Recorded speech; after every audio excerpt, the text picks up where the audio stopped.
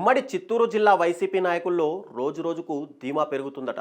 తమ మీద ఆరోపణలు చేస్తున్న కూటమి నేతలకు కనీసం కేసులు పెట్టే ధైర్యం లేదని, అనేక అంశాలకు సంబంధించి కొనసాగుతున్న దర్యాప్తులు నత్తనడకన సాగుతుండడంతో తమను టచ్ చేసే ధైర్యం కూడా వారికి లేదని అంటున్నారట. వైసీపీ వారిపై టీటీడీ అక్రమాలు, మైనింగ్ దందాలు, ఫైల్స్ దగ్ధం, భూ ఆక్రమణలతో పాటు అనేక అక్రమాలకు సంబంధించి ప్రభుత్వం ఆరంభంలో చూపించిన ఇంట్రెస్ట్ తర్వాత చూపించడం లేదు. వాటి దర్యాప్తు పురోగతిని కూడా పట్టించుకోవడం లేదు. దాంతో 10 ఏళ్లైనా దర్యాప్తు కొనసాగుతూనే ఉంటుందని సెటైర్లు వినిపిస్తున్నాయి. ఆ ధీమాతోనే 6 నెలలుగా కేసుల భయంతో సైలెంట్గా ఉన్నవారు సైతం ఎదురుదాడి ప్రారంభించారంటున్నారు. కూటమి ప్రభుత్వం అధికారంలోకి రాగానే సీఎం చంద్రబాబు నాయుడు తిరుపతిలో మీడియా సమావేశం ఏర్పాటు చేసి మరీ టీటీడీలో అక్రమాలపై కఠిన చర్యలు తీసుకుంటామని ప్రకటించారు. ఆ దిశగా చర్యలు తీసుకొని విజిలెన్స్ విచారణకు ఆదేశించారు. విజిలెన్స్ కూడా గత 7 నెలలుగా విచారణ చేస్తున్నా ఆ విచారణలో ఏం జరుగుతుందో ఎవరికీ అంతుబట్టడం లేదు. విచారణ నివేదిక ఎప్పుడు వస్తుందో, దోషులు ఎవరో తేల్చడం లేదు. ఇంజనీరింగ్ విభాగంలో అక్రమాలు, శ్రీవాణి నిధుల పక్కదారి, లడ్డూ నాణ్యత లోపాలు, గదుల అక్రమాలు, ప్రమోషన్లలో దందా, కొనుగోళ్లలో అక్రమాలు, ఇలా అనేక విషయాలపై విచారణ సాగుతూనే ఉంది. అయితే ఇప్పటి వరకు గతంలో టీటీడీ ఉన్నతాధికారులుగా పనిచేసిన వారితో పాటు అప్పటి పాలక మండలిని ప్రశ్నించడం అటుంచి కనీసం నోటీసు కూడా ఇవ్వని పరిస్థితి ఏర్పడింది. తర్వాత కొన్ని రోజులకే టీటీడీకి ప్రసాదం తయారీ కోసం సప్లై చేసిన నెయ్యిలో కల్తీ జరిగిందనే వాస్తవాన్ని ముఖ్యమంత్రి చంద్రబాబు స్వయంగా బయటపెట్టారు. దానిపై విచారణకు ఏపీ ప్రభుత్వం సిట్ ఏర్పాటు చేయడం, తర్వాత సుప్రీంకోర్టు జోక్యంతో సిబిఐతో కలిసి జాయింట్ సిట్ ఏర్పాటు చకచకా జరిగిపోయాయి. వారం రోజుల పాటు సిట్ హడావిడి కనిపించగా ఆ విచారణ నివేదిక ఎప్పుడు వస్తుందో, ఎప్పుడు పూర్తవుతుందో, దోషులెవరో, వీటన్నిటిపై సిట్ ఏం నిజం నిగ్గు తేల్చిందో తెలియదు.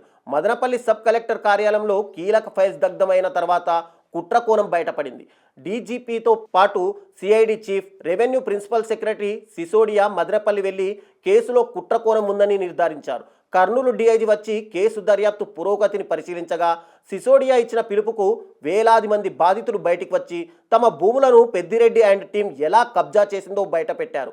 అనేక మంది తమ పూర్వీకుల నుంచి వచ్చిన ఆస్తులు ఏ విధంగా అన్యాక్రాంతమయ్యాయో మొరపెట్టుకున్నారు. ఆ తర్వాత ఆ కేసు సిఐడికి బదిలీ అవ్వగా కేసు విచారణ ఎంతవరకు వచ్చిందో తెలియదు. తిరుపతి పార్లమెంట్ ఉప ఎన్నికల సందర్భంగా నకిలీ ఏపిక్ కార్డుల కేసు, చంద్రగిరి నియోజకవర్గంలో ఓటర్ల జాబితాలో అక్రమాలు, తుమ్మలగుంట చెరువు ఆక్రమించి ఏకంగా స్టేడియం నిర్మాణం, తిరుపతి నగర పాలక సంస్థ ఇష్యూ చేసిన టీడీఆర్ బాండ్స్ ఇష్యూ, ఎన్నికల సందర్భంగా రేణికుంట సమీపంలో గోడౌన్లో సీజ్ చేయబడ్డ ఎన్నికల సామాగ్రి కేసు, చంద్రబాబుపై అంగళ్ల వద్ద దాడి కేసు, కుప్పం రెస్కోలో అక్రమ నియామకాలు, చెరువు ఆక్రమణలు, ఇలా చెప్పుకుంటూ పోతే వైసీపీ శ్రేణులపై పలు కేసులు నమోదయ్యాయి. వాటికి సంబంధించి ఇప్పటి వరకు జిల్లాలో చెప్పుకోదగ్గ అరెస్టులు కాదు కదా, కనీసం కీలక ఆరోపణలు ఎదుర్కొంటున్న వారిపై కనీసం కేసులు కూడా పెట్టలేదని కూటమి క్యాడర్ మండిపడుతుంది.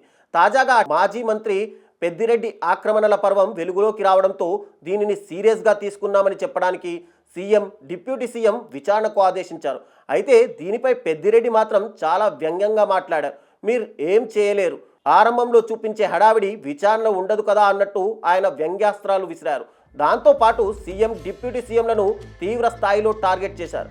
మొత్తం మీద ఆయన ప్రభుత్వం ఏమీ చేయలేదన్నట్లు మాట్లాడడం చర్చనీయాంశంగా మారింది. అనేక ఆరోపణలు కళ్ళెదుటే కనిపిస్తున్నా ప్రభుత్వం ఎందుకు చర్యలు తీసుకోలేకపోతుంది? అధికారులు వీరికి సహకరించడం లేదా?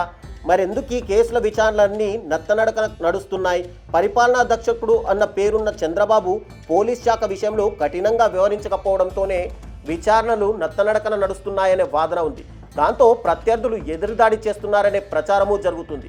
వైసీపీ హయాంలో చిత్తూరు జిల్లాలో అనేక దందాలు నడిచినప్పటికీ చర్యలు తీసుకోలేని స్థితిలో ప్రభుత్వం ఉండడం కూటమి శ్రేణులకు మింగుడు పడడం లేదు.